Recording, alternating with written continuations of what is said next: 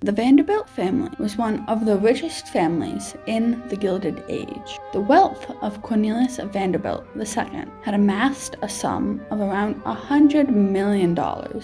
This massive wealth meant they were a part of the leisure class, which basically meant that they could afford to do what they wanted when they wanted. Cornelius earned this money by becoming a railroad, shipping, and steamboat tycoon who was fiercely competitive when it came to business. He had many rivalries with powerful monopolists, including Jay Gould. Using the money he had gained, Cornelius designed a perfect summer cottage for him and his family.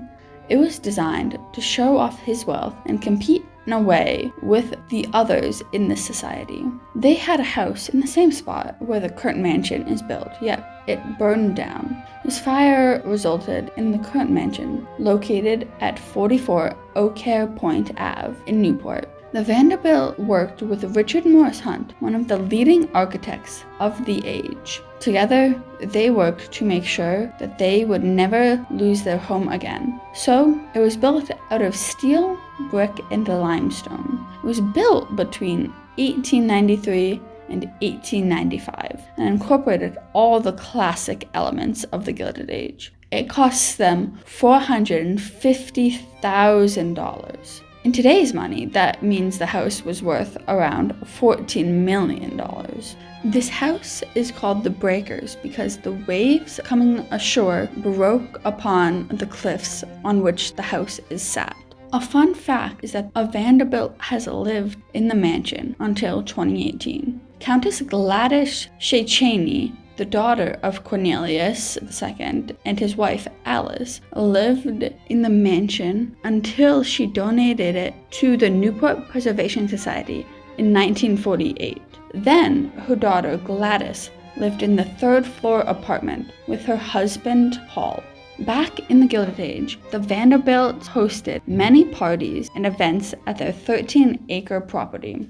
As guests walked in, they would immediately be struck by the grandeur of the Great Hall and the intricate designs carved into the walls and ceilings. There was rarely a spot in the house that is not decorated or adorned with marble or gold or another popular type of material.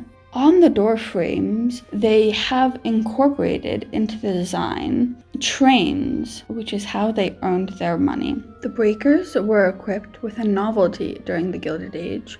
Electricity was in the original plans. During the Gilded Age, electricity did not work as well or as reliably as it now does. Therefore, all the light fixtures were equipped with gas bulbs. The mansion has 70 rooms, 48 bedrooms, and 27 fireplaces. The rooms are designed with the classical style of high society and Italian Renaissance.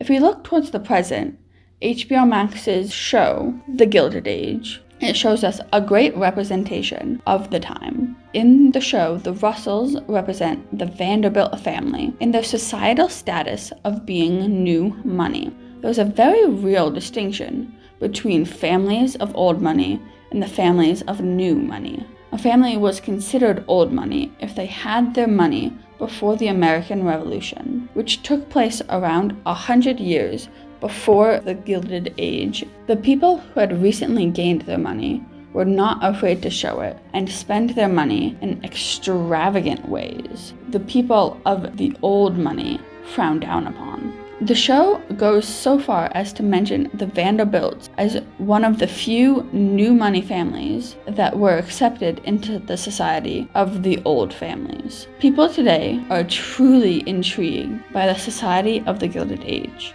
One reason might be its resurgence in popular media, or it could be the fact that some believe we are living in a new Gilded Age.